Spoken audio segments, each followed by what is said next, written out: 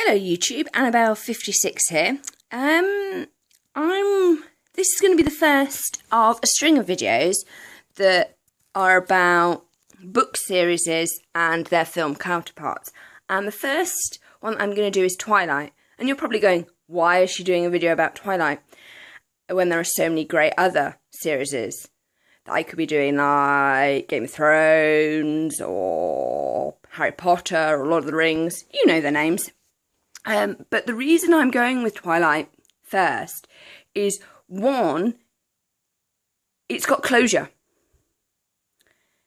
to it. And I'm going to explain what I mean by that. It's one of the best, I think, for overall packaging. Granted, the story is basically a love triangle that gets resolved. But the way it's done quite well, I think. You may all disagree with me. Okay, we're going to look at packaging.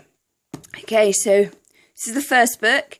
It's black background, hands in white, and an apple. Really, really, really good packaging. It's sublime, and it just makes you want to read it. It's really good. Got an advert for The Host, which is a book I haven't read and I haven't seen the film. But I really love the offering of the apple. It is awesome. As we know, Stephanie Meyer is a Mormon. Whatever your opinions are of her religion, we're not going to debate them here. But they've also released different versions of this cover, where it's white background, but it still stands out and it still looks good. It's a really, really nice, well-packaged book cover. Okay, New Moon. You've got a white and red flower, black background. It's just really, really nice. Really, really nice. I don't think we appreciate covers enough. Eclipse is wonderful. This lovely red ribbon with a rip. You know, it is nice. I mean, with New Moon, you'd think, oh, why don't they have like a moon on the front and an eclipse? Why don't they have a moon with an eclipse? Well, the eclipse of the sun or eclipse of the moon. But I really like the ribbon. And then Breaking Dawn. Yeah, like Harry Potter, they get bigger as they go. Look at this. It's a fat thing. Hey, but at least people are reading. You know, so, I really sort of like scratch my head and people go, oh, everybody, they'll get the wrong idea of romance and blah, blah, blah, blah, blah. And I'm like, okay, you're moaning about kids reading. We can't win here.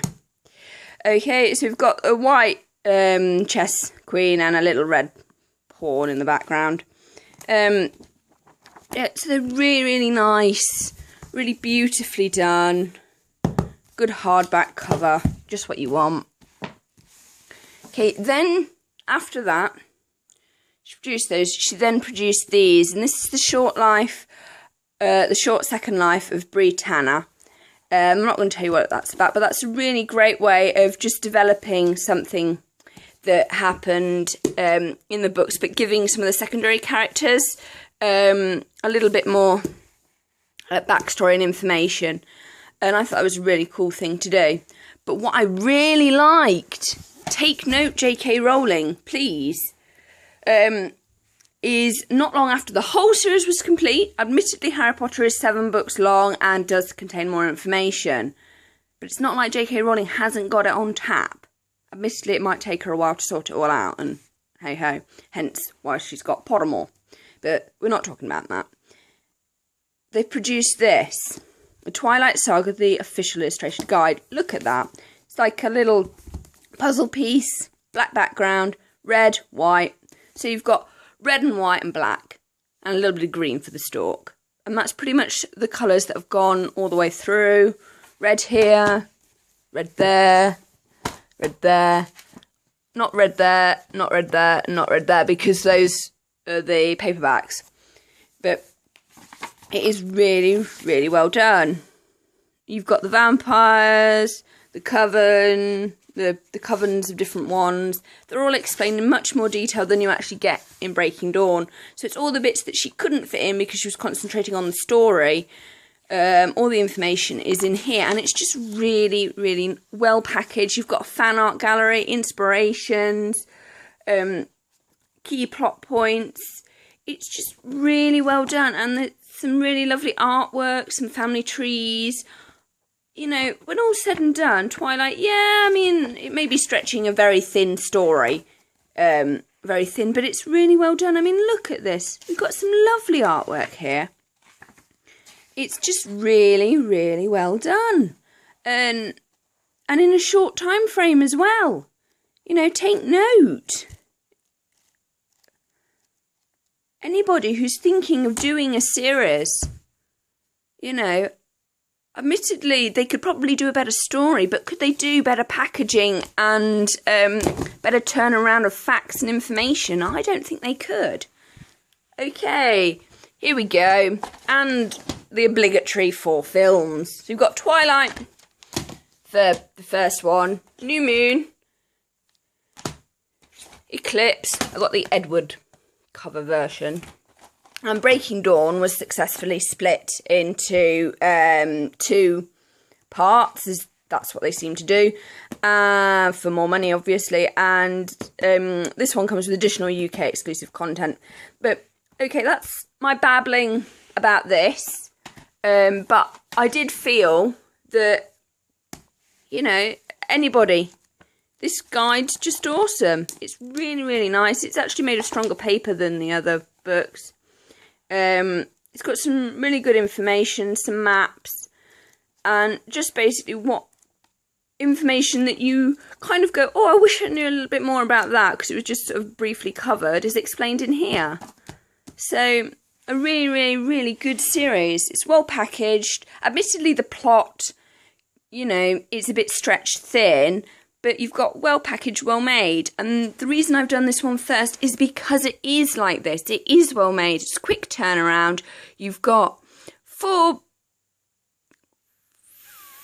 main books, an official illustrated guide to the series, and a little one that just explains something from a perspective of a secondary character that just explains things a little bit more, in a little bit more depth, and we get to know Britannia a little bit more.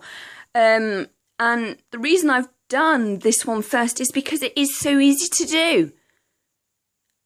And it's taken me, 7 minutes and 29 seconds to explain it.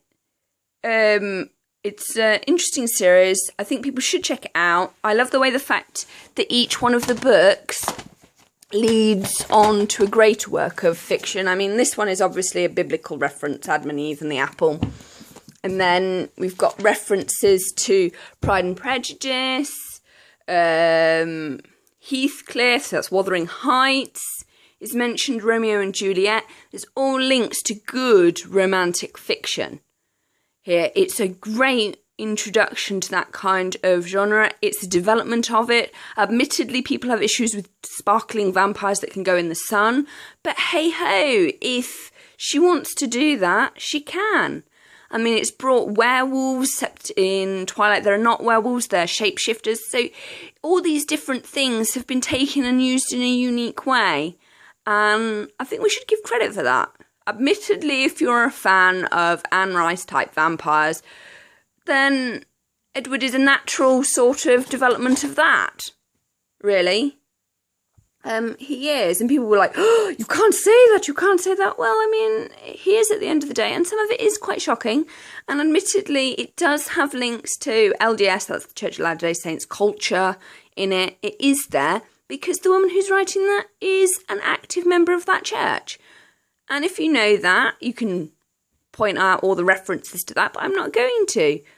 I mean, if you know about it, you'll look, if you know about it and you look for it, you'll find it. But it's an enjoyable story. Admittedly, it could be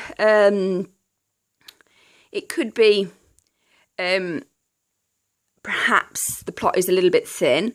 But having said that, think of all those mums out there. If it wasn't for this Twilight series, there wouldn't be any 50 Shades of Grey. Okay, that's me done. Check on my next movie/book series thing, because my next one is going to be Harry Potter. So please check that one out.